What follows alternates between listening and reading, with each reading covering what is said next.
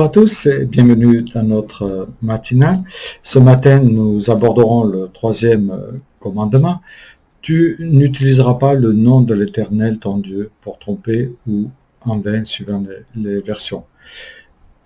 Nous avions commencé notre série sur les 10 commandements avec en particulier les deux premiers commandements qui correspondent à une interdiction absolue de l'idolâtrie sous toutes ses formes. Et aujourd'hui, je vous invite à aborder ce troisième commandement. Tu n'utiliseras pas le nom de l'Éternel ton Dieu en vain.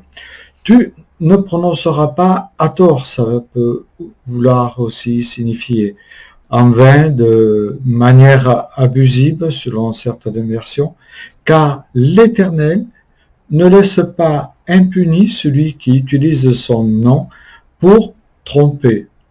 Tu n'élèveras pas, le verbe hébreu élevé contient en fait deux nuances. La nuance qu'on appelle cultuelle, bien rendue dans la version Louis II, la nouvelle, avec le mot invoquer, ça signifie tu n'invoqueras pas le nom, c'est-à-dire tu ne prieras pas, tu ne t'adresseras pas à Dieu de façon vaine, tu ne lui offriras pas un culte de façon aussi, ça peut signifier perverse, parce que tout cela, c'est prendre son nom en vain. Cela m'amène à me poser la question, comment je me présente à Dieu? Comment tu te présentes à Dieu? Le fais-tu de manière suffisamment sérieuse? Le faisons-nous suffisamment avec du respect? Ou ai-je un peu trop, ou as-tu un peu trop de négligence quand tu t'adresses à Dieu? La parole nous invite à invoquer son nom avec respect, avec une grande humilité, avec foi, mais aussi avec amour, avec passion. La portée du troisième commandement nous amène à réfléchir, à être attentif à toutes les circonstances de nos vies, ainsi que Jésus l'a rappelé. Pour entrer dans le royaume de Dieu, il ne suffit pas de dire Seigneur, Seigneur, mais il faut accomplir la volonté de mon Père céleste. Matthieu 7, 21. Voilà, en tant que chrétien, toutes nos paroles engagent celui que nous servons. Il est primordial de lui demander de le représenter dignement et de révéler son caractère d'amour et de bonté à ceux qui sont autour de nous. Le nom de Dieu est tellement grand que chaque fois que nous l'employons de manière, on pourrait dire, déshonorante, nous le prononçons en vain, nous dit la Bible. L'adjectif vain employé dans ce verset vient du terme hébreu shav, signifie vide, vanité, mais aussi mensonge, fausseté, néant, indignité de conduite. Il a pour origine le mot chaud, qui veut dire lui, ravage, dévastation, ruine, perte.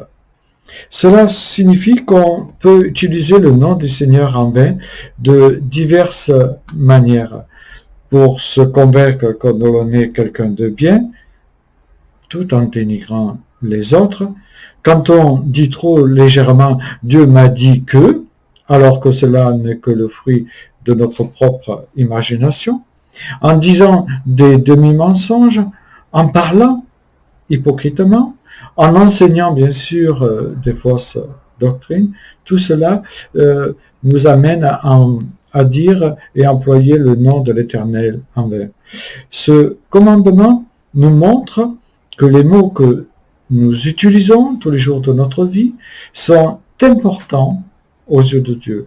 Nous devrions nous assurer que nous l'honorons et le respectons dans notre façon de parler, dans notre façon d'être, car il ne faut pas oublier que prononcer le nom de l'Éternel, et c'est-à-dire prononcer le nom de quelqu'un même, c'est mettre en jeu l'honneur et la personnalité de celui ou de celle dont on parle.